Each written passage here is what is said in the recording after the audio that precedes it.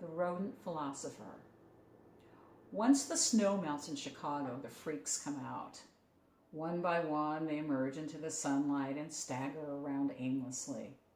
Their spasms and quirks are comically exaggerated due to the sense of release they experience after months of forced confinement in their apartments. The resulting scenario is bizarre, like the inmates of an asylum have been let outdoors for spring vacation. They twitch, dance, yell, and wave their arms at imaginary adversaries.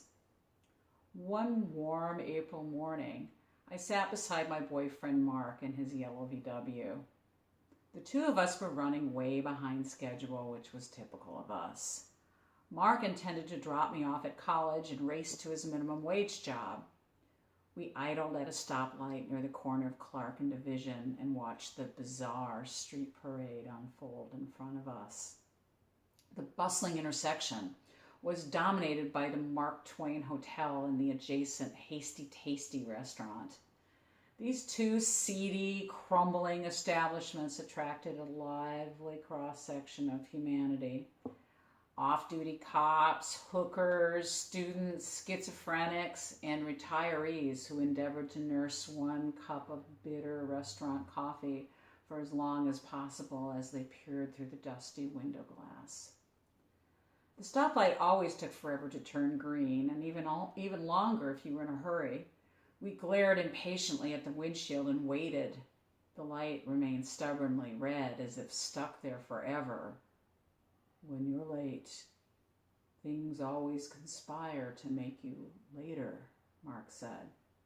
He was fond of making pseudo-Zen pronouncements, a habit which had only increased since he'd started stealing Buddhist texts from the bookstore where he worked. The owner was about to go out of business, so Mark felt no cognitive dissonance about his theft. He would need to take a Zen approach to his impending unemployment. An ancient man, wrapped in a ragged blanket, stepped into the crosswalk. A cabbie honked at him furiously, but the man took no notice. He stopped dead in his tracks, oblivious to the frenzied car and pedestrian noise. His filthy beard trembled as he slowly hoisted an object towards his head. Once the bundle was at eye level, the man gazed at it without expression. It was gray and lumpy, with a long, dangling tail that flapped in the breeze. "Oh my God," Mark gasped. "He's carrying a rat." Now that Mark and I no longer cared about the stoplight, it turned a mocking, radiant shade of green. The cars behind us began to honk furiously. As our vehicle finally surged forward, I spun around in my seat and stole a look at the man. He held the rat steady and gazed and continued to stare intently into its face.